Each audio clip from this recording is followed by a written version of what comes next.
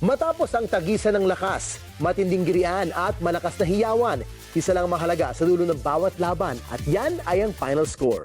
At sa iba't ibang sports na tinutukan ng sambayan ng Pilipino sa 2017, may mga umangat ang galing at tibay ng loob. At ngayong gabi sa part 1 ng Year-Ender Special ng SNA, we are setting the final score with the top sportsmen of 2017. At babalikan rin natin ang inyong mga paboritong moments sa mundo ng palakasan na nag-trending sa social media. Ako si TJ Manotoc. At ako si Dyan Castillejo. And this is the final score. The UAB Season 80, South Bend College. The Warriors are NBA champions again. WBO International Featherweight Champion, Anton University. Naka-silver naman si Michael Martinez sa ice skating event. Gumawa ng kasaysayan ng Pilipinas bilang unang Southeast Asian Games Ice Hockey Champion. Mga Pinoy athletes, dinagdagan pa ang medal haul ng bansa sa Southeast Asian Games. Sa judo, dalawang Filipino-Japanese ang nakapagbigay ng taekwondo kyoryugi. Nagpakita ng ilas ang And the Minnesota University ladies fighters have won Women's Volleyball Championship.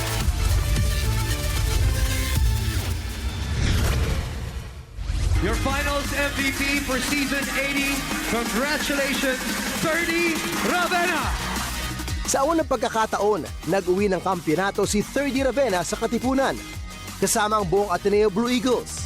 30 thought about a 3, goes to the step back. 30! Bumulusok si 30 sa UAP Season 80 at pinamalas niya kung paano siya lumaban at lumipad. Ravenna down the middle. What a slam for 30 Ravenna. Hindi naging madali ang naging bakbakan ng Ateneo kontra De La Salle sa finals. It is in the hands of 30 Ravenna. At sa huli, bughaw ang nagdiwang sa muling pagkamit ng championship. At ngayong gabi, kakamustahin natin ang Blue Eagle na gumagawa ng sarili niyang marka sa UAAP Hardcourt. And there he is, the champion. Let's go. We settle the final score with the UAAP Season 80 Finals MVP. Okay, we got another special treat for all of you for our special right here on SNA. And walang iba kundi ang newly minted UAP champion, 30 Ravenna of the Ateneo Blue Eagles, who now sports a, yung kulay yan, Thirds? Blue-green hairdo, in case you didn't recognize him. But obviously still on a cloud 9, still on a high from the championship. Thirds game? Let's get into this. Okay, first of all, how was season 80 for you? What was going through your mind during this final series compared to, I guess, last season? What did you learn from that? And then, ano na iba yung approach niyo for this season's finals? Well, I think coming into the season, it's actually almost the same as last season, which is like you put in a lot of hard work. But this time we have to actually make sure that we work smarter than how we worked last year. With the series that happened with FEU and the La Salle loss in the second round, I think it was extra fuel for us. It made you guys hungrier? Yeah, it made us hungrier. Losing game 2, kamusta yun? Was there any worry na you might lose the momentum, you might lose the focus, the series altogether? Because sometimes it happens. Well, I think Sir TJ, after game 2, what was important was that we actually moved on really fast. Okay. That was something that the coaches did really well. They were able to make us change our mindset into game 3 right away.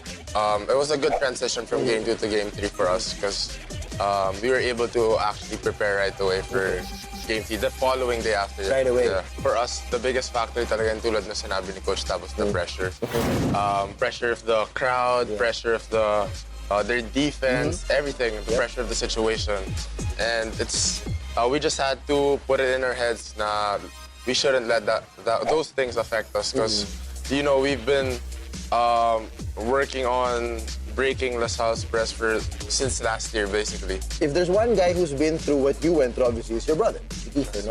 During that gap and during the final series, I'm sure you talked to him, but what stands out the most? The best bit of advice na nabigay niya sa'yo,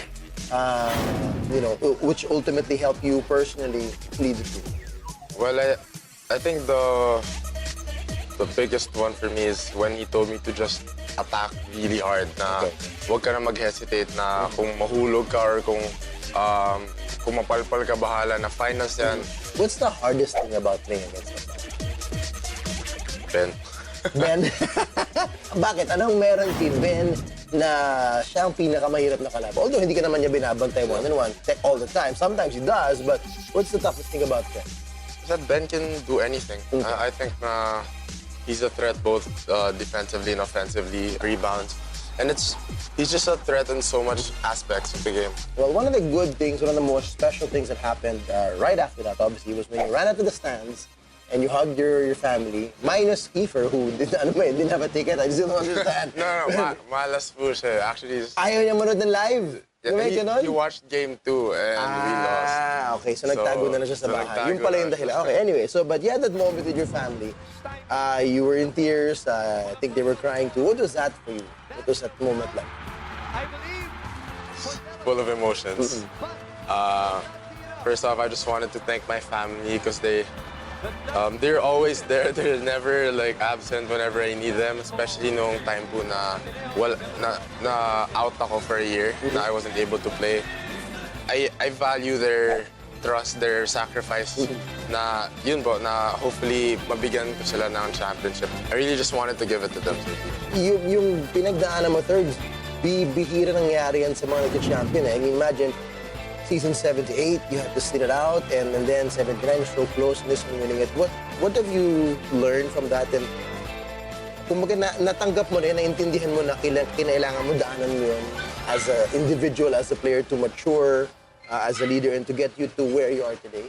Sitting out that year actually gave me so much motivation to just work my tail off every single day and just make sure that when I come back, I want to make a change. I want to make an impact. I agree. Masakit man, pero I agree na you turned around the right way. Naging hugot ng motivation and hunger na. Ano pa sa tingin mong kailangan mo improve? Your critics have always said, yung jump shot, kailangan mong ganda pa yan. Ano pang kailangan mong ayusin pa, pagandahin pa for season 81? Actually, there's like a million things. A million things, okay. Hindi lang yung jump shot. To improve on. In all those times na Kiefer's doing well and you had a struggle, lalo na 2 years ago, did it ever enter your head na did you wanna quit? Sinasabi lang na parang sa akin daw naiwan lang. Naubusan ka? Yung athleticism tsaka yung height lang yung napunta sa akin. Why do you think Twitter followers are rooting for you and Bea De Leon?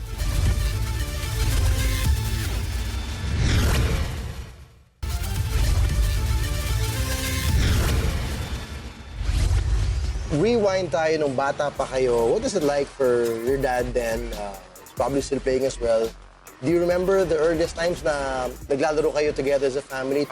Not really, just like to make my brother and me like play like him, but it's more than just like trying to just work us out like every time and just make sure na we actually keep improving. In all those times na Kiefer's doing well and you had a struggle, lalo na 2 years ago, did it ever enter your head na did you want to quit? Thoughts came up in my head na parang like... May negative thoughts, may doubts. There'd always be doubts, negative thoughts na I inflict on myself. But it's also based on like, you know, what people say, what sinasabi lang na parang sa akin daw naiwan lang. Naubusan ka? Yung athleticism tsaka yung height lang yung napunta sa akin. But, and I'm just so blessed to have Coach Tab. Because he was the guy that actually he taught me on that like the biggest pressure that I could ever get is probably the pressure on myself to be the best player that I could possibly be. Third, punta naman tayo dun sa mga tanong ng mga fans na puro hug ang tanong. Joke. Yan, no? Okay, game. Seryoso. Question number 1. What does Kiefer have to say about your hashtag 0030? He loves it. Hindi nga. He loves it. He loves it. Siya una nagla-like? I don't know. Pag sa fashion talaga, ewan kung ba't siya hanga sa answer. Tell us the story as well. Paano mo naisip yung hashtag? Actually didn't start 0030. I don't remember Hindi ikaw. Yeah, someone put that hashtag. Okay. This is, sinabi niya parang, in case you're wondering, this is tonight's OO30. Actually, pag inisip mo, it's kind of OOTD. Like, Okay, yeah. The way the letters... So the way it was worded, Yeah, the way hindi it was ikaw worded. nag-put together Yeah. OO30. Okay. Speaking of that, in social media, how do you handle the bashers? Well, I think everyone's entitled to their own opinion. As someone who gets bashed a lot, I guess the coaches and the management are right when they say na parang it's not really something that you should be looking at, after the game. We should try to stay away from social media during those delicate situations. Right. And go into it kapag ready ka na. Yeah. Pag ready ka na ma-amuse sa iba-ibang pananaw. I don't know if I'm used. Why do you think Twitter followers are rooting for you and Bea De Leon? I don't really know You don't know why? why, but Okay. it's just funny because we're good friends and we've Okay, been for the friends. record, you just said we're good friends. We're friends and Okay. we've been friends since high school. It's just so funny how people think now we're together, but we're just good friends. We're co-athletes and we actually talk about the things that athletes go through, especially with Okay. social media. She's also pretty smart kasi Okay. she's actually first honor. Wow, okay. She finished with first honor last year. And she's a pretty smart person and she's Okay. my classmate in history. So, Okay. you kind of help each other Okay, out. Well, yeah. she helps me out. I don't help her out. Do you help her in fashion sense? No. Hindi. She's pretty good at that. Okay. Well, yun na. Kasi marami nagpuna ng mga fans dun sa picture ng hug, pati yung napaka-intense mong player, pati yung intensity daw ng hug, napaka-intense ng hug. The pass on from the game ba? Nadala-dala yung moment. Yeah, well, I mean, I was in that state, the whole, after the Yeah. final, I was just really Well, in happy fairness, during lahat that. naman ginaka-before din ng ganun. Diba? Tumakbo na ako sa family ko right away. Okay, you're right. Everybody got the similar kind of hug anyways. Fine. All right, anyway, last but not least, your shout out to your fans out there, to the fans of Ateneo. Anong final message nyo sa kanila to thank them for this year and to look forward for next year? And to all the Ateneo community, the supporters, the fans, I just want to thank you all for your support. Thank you for being with the team through thick and thin. This has been a great season for us. And to everyone who's watching right now, I just want to wish you guys a Merry Christmas and I hope to see you guys next season. Right, yun po yun. Merry Christmas to the Ravenas. 30, maraming Thank you for salamat. having us, Enjoy Sir this DJ. one. Such a special Christmas for 30 and the rest of the family, and they're gonna cherish this one for many years to come. Maraming salamat. Thank you. Thank you, Sir DJ. Sa aming pagbabalik, mas makikilala pa natin ang most tweeted athlete of 2017. SNA sportscaster Anton Roxas visited Richie Rivero of the De La Salle Green Archers. Malalaman natin kung paano umangat ang husay ng high-flying archer ng UAP Season 80 at kung anong kaakibat ng kanyang bagong status bilang celebrity athlete. Magbabalik ang The Final Score.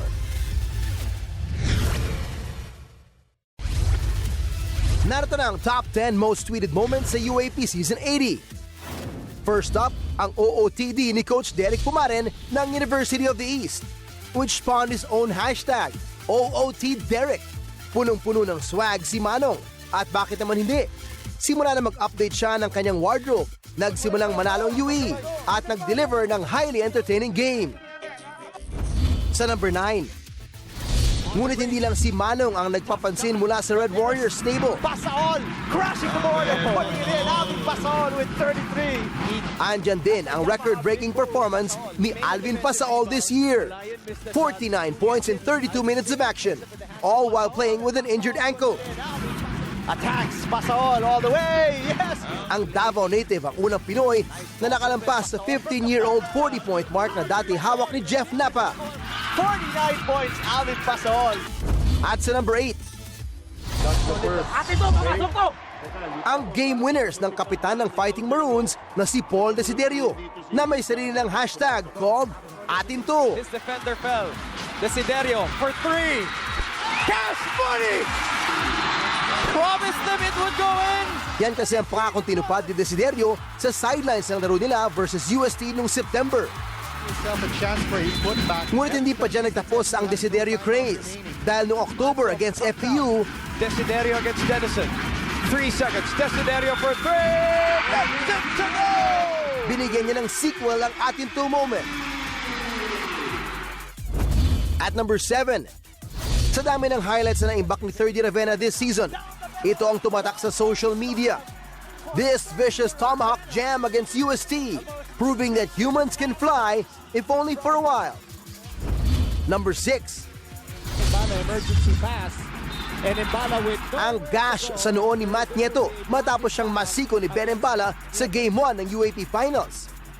Big Mike said it was heartbreaking to see his brother hurt, kaya ginawa niya itong motivation to help propel Ateneo to secure Game 1 and lead the best-of-3 series. Number 5, Isaac Go, fakes, fires, misses.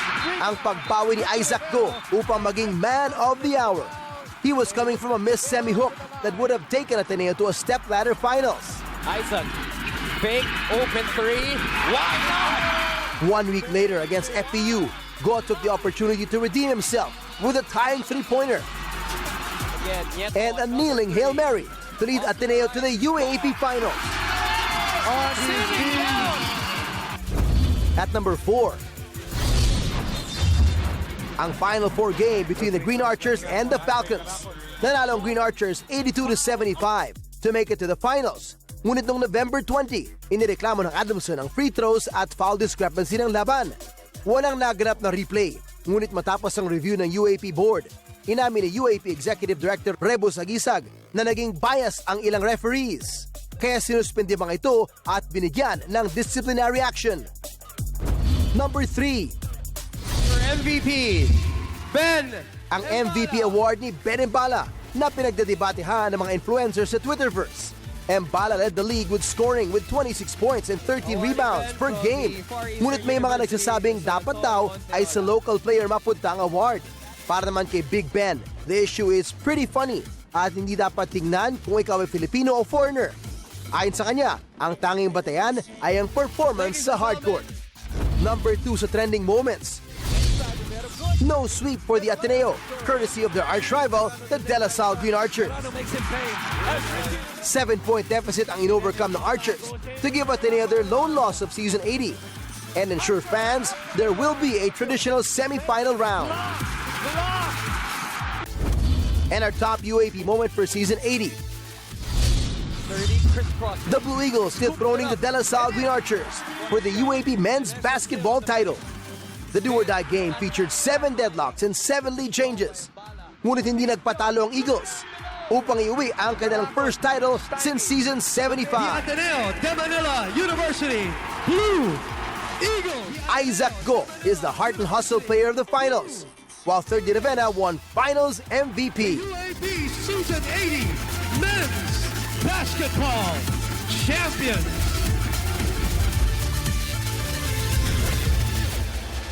And on forward number 6, Richie Rivero.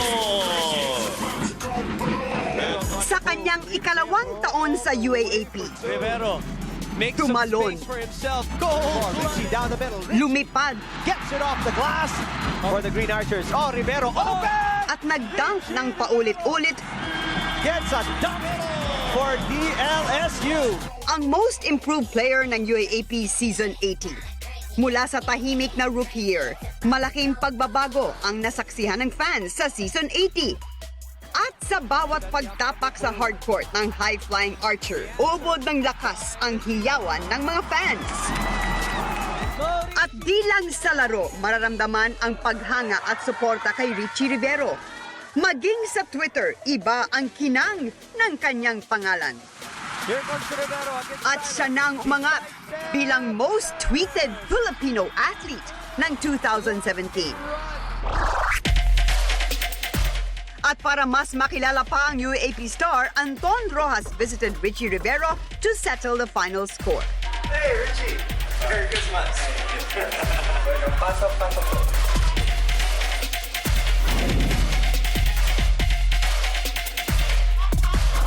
Hello, kapamilya. It's Anton Roxas saying Merry Christmas from the beautiful Rivero residence. And I am with the ultra-talented teenage sensation, the 19-year-old Richie Rivero. Richie, maraming salamat at winelcome mo ako dito sa napakagandang bahay niyo dito sa San Juan. Thank you so much.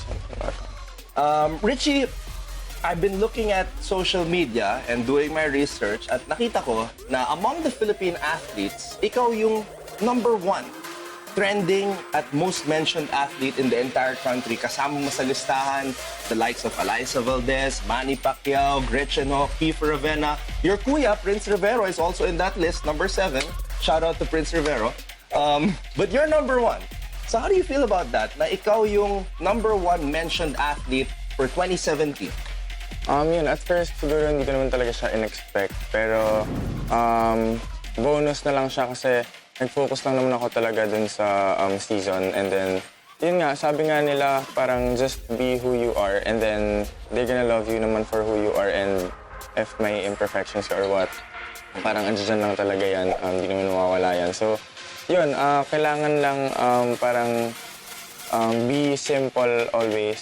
But the game, your game, comes naturally to you. I know you're not trying to be flashy when you're on the court, pero lumalabas because of your behind-the-back dribbles, yung mga sidestep mo, yung mga dunk mo. Just out of curiosity, when was the first time you dunked in an actual game? Siguro second year high school. Second year high school. Okay, sa Lasal Green Hills. Yeah. Okay. What kind of a dunk was it and how did you feel? Did you expect na makadunk ka during that game? Actually, hindi.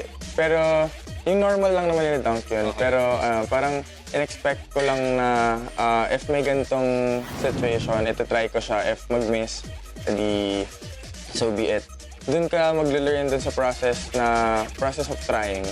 So, if hindi mo ito-try yung kahit anong bagay, hindi mo siya malalaman kahit anong sabi sa'yo. Meron ka bang mga ibang dunks na ginagawa in practice na hindi mo pa nagagawa in the game and what kind of dunk is that? May mga windmills sa training eh. Okay. Kasi parang normal naman siya talaga sa training and siguro if mapapansin niyo, most of my dunks puro one leg. Pero sa training kasi pinapractice ko puro two legs yung dalawa. What's it like for you? Is it challenging every day to be amongst the boys and being in a family of athletes? Siguro at first parang siguro when I was a kid, parang ganun nga. Medyo challenge talaga siya for us kasi andyan palagi si dad na kumukulit para mag-train kami. Like yung free time namin, mas maganda siguro if kung alam mo may time ka naman, pwede mo naman gawa ng paraan. So, makapag-train kami together. Let's go back to game number 3. Kung may isang bagay or certain things na pwede mong gawin to change the outcome of that game, what do you think you would have done? For Season 81, UAP Season 81, ano ang battle cry ng BLSU Green Archers? Patay tayo dyan.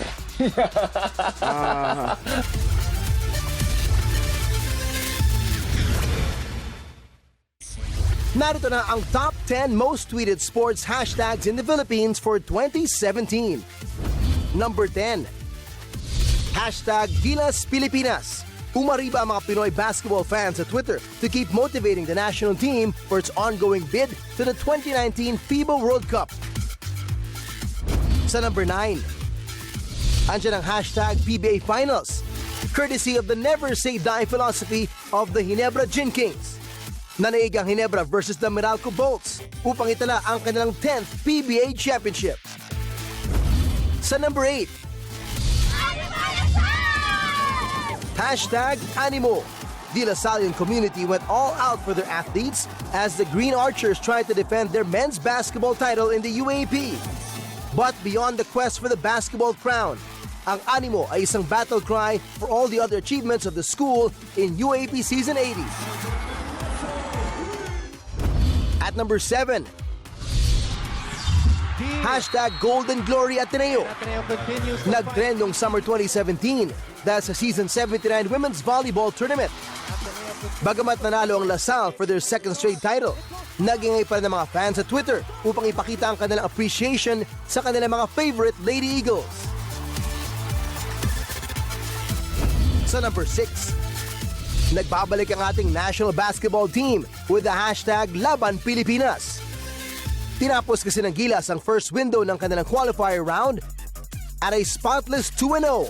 At ang sunod nilang laro ay sa February 2018 against Japan at Australia. At number 5, we have hashtag UAP Season 80. For any story or reaction related to the season, from taekwondo to judo to swimming, badminton, beach volleyball, cheer dance, and of course, men's basketball. Season 80 just keeps getting better. Champion! At number 4, hashtag OBF, which means one big fight. It's one of the Blue Eagles' battle cry every time they compete for the blue and white. Online, Ateneans and their fans took Twitter by storm, not just to show school spirit, but to rally support for the Season 80 men's basketball champions, the Ateneo Blue Eagles. Sa number 3, niyanig ng boxing matchup na hashtag Pack Horn ang mga netizens. Controversial ang unanimous decision win ng Australianong si Jeff Horn laban sa People's Champ na si Manny Pacquiao noong July. Upset ang naging resulta, ngunit marami nagpahayag na dapat imbestigahan ang match. Samantala, ayon mismo sa World Boxing Organization, tamang pagkaka-officiate ng laban. Pinag-uusapan pa rin ng mga kampo kung magkakaroon nga ba ng Pack Horn rematch. Sa number 2, ang highly anticipated at makapigil hiningang hashtag UAAPCDC 2017. All 8 universities competed for the crown, but in the end, it was Adamson University that brought home the trophy. Isang 80s themed routine ang nagpapanalo sa San Marcelino squad for the very first time in CDC history. UST Salangawi placed first runner-up, while UE Pep squad scored the bronze. And rounding out the top 10 is hashtag NBA Finals. Thanks to basketball crazy Pinoys, ang ikatlong meeting sa finals ng Golden State Warriors at Cleveland Cavaliers ang top trending topic sa sports this year. After 5 games, Dub Nation na naghari sa NBA at ang bagong lipat na si Kevin Durant ang naging Finals MVP.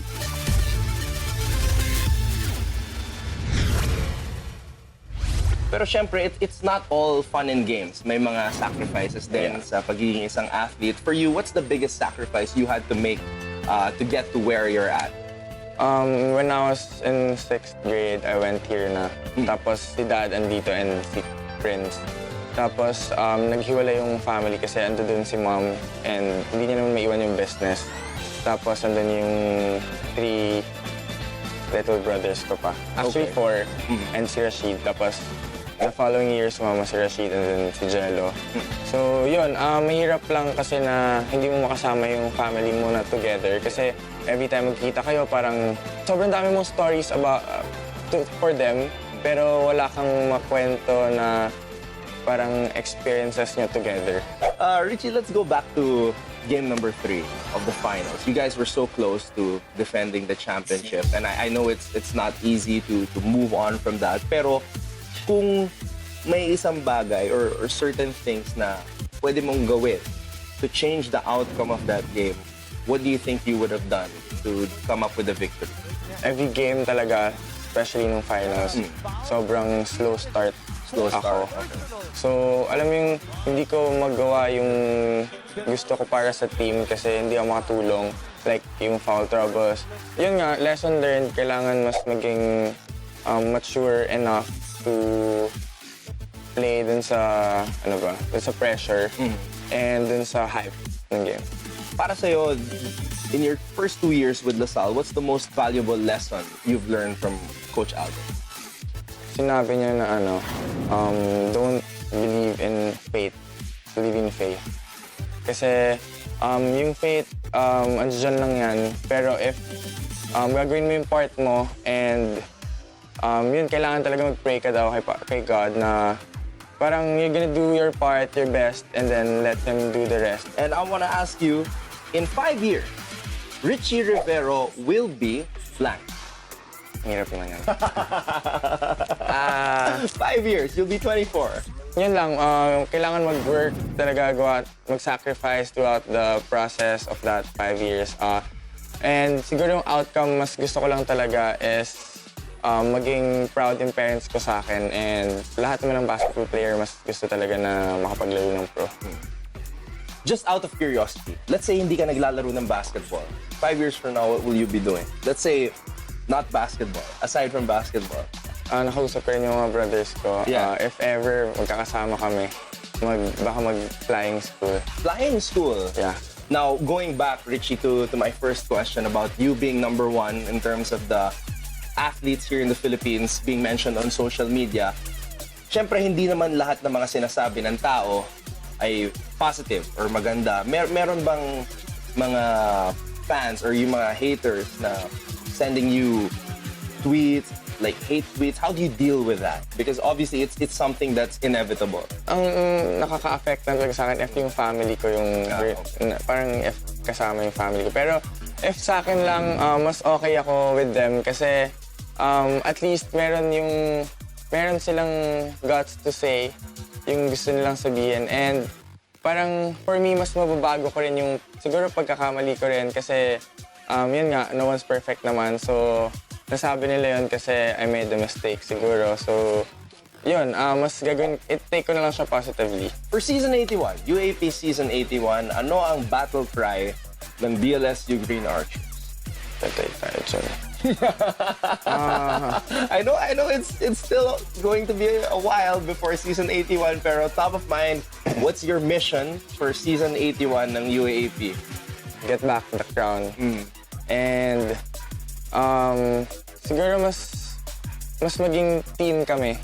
Like, kailangan siguro mas mabuo kami together and maging close kami. Do you have a Christmas message? Since it's Christmas today, meron ka bang Christmas message sa lahat ng mga sumuporta sa'yo, everybody watching right now?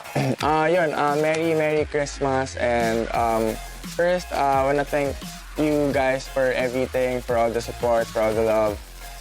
Sana magkita-kita tayo again soon, and siguro, more experiences together and more fun. Dito nagtatapos ang Part 1 ng Year-Ender Special ng SNA. Sa Lunes, January 1, kakamustahin natin ang dalawang sportsmen na tumatak ang pagkabigo ngayong 2017. Coach Toplex Robinson of the LPU Pirates speaks up about that very painful upset in the NCAA. At abangan ang aming exclusive interview with the fighting Senator Manny Pacquiao, ang kanyang kasagutan tungkol sa rematch at pagretiro. Ang kanilang mga kwento ng pagbangon at kung paano sila harap sa laban sa darating na 2018. Yan ang susunod sa Part 2 as we reveal more about the top athletes and moments in Philippine sports. Ito ang The Final Score. For more sports updates, keep watching The Score. And don't forget to subscribe.